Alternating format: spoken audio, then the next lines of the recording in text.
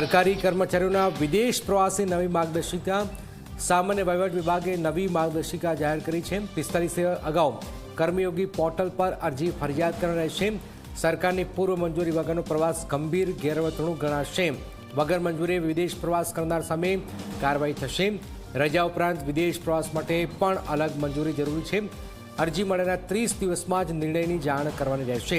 વર્ગ 1, 2, 3ના કર્મચારીઓ માટે અરજીની અલગ પ્રક્રિયાઓ છે। ખર્ચનો સ્ત્રોત અને સ્પોન્સરની વિગતો આપવી અનિવાર્ય છે।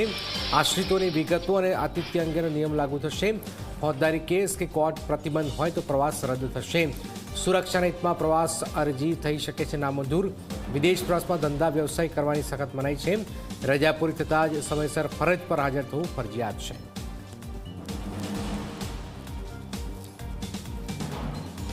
એક મહત્વપૂર્ણ નિર્ણય હાલમાં સામે આવ્યું છે। વિદેશ પ્રવાસ જે કર્મચારીઓ જઈ રહ્યા છે એમના માટે કેટલાક નિયમો સરકાર તરફથી લાવવા આવી રહ્યા છે, જેમાં સામાન્ય વહીવટ વિભાગે આ નવી માર્ગદર્શિકા જાહેર કરી છે।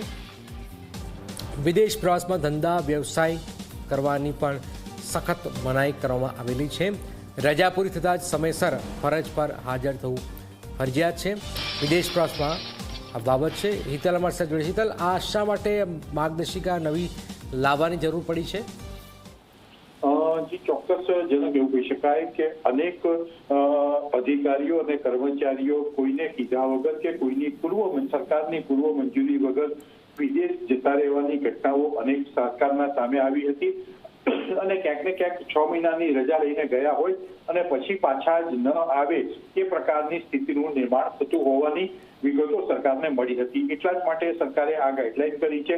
અને જનક તમે યાદ હોય તો થોડા દિવસ પહેલા મહેસાણાના પણ એક અધિકારી એ સંદર્ભે આ પ્રકારની વિગતો સામે આવી હતી। આ તમામ હકીકતોને ધ્યાનમાં રાખીને સરકાર દ્વારા આ ગાઈડલાઈન બહાર પાડવામાં આવી છે। વિદેશ પ્રવાસના ઓછામાં ઓછા 45 દિવસ અગાઉ કર્મયોગી પોર્ટલ પર ઓનલાઈન અરજી કરવી ફરજિયાત કરવામાં આવી છે।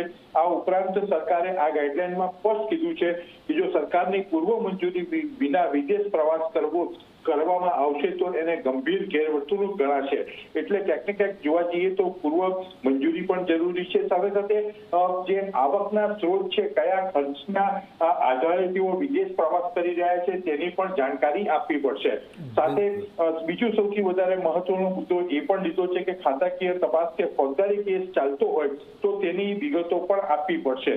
સાથે કોર્ટ દ્વારા કે દેશ નહીં છોડવાનો પ્રતિબંધ ફરમાવ્યો હોય તો તેની વિગતો પણ આપવી પડશે। આ તમામ વિગતોની ગાઈડલાઈન સરકાર દ્વારા બહાર પાડવામાં આવી છે। જી જનાબ। બિલકુલ આ ખૂબ જ મહત્વપૂર્ણ જાણકારી હાલમાં આપવામાં આવી છે હિતલ તરફ। હવે હિતલે જે જાણકારી આપી છે પ્રમાણે જે કર્મચારીઓ છે વિદેશ જઈ રહ્યા છે તો કર્મયોગી પોર્ટલ પર ફરજિયાત એ અરજી કરવાની રહેશે।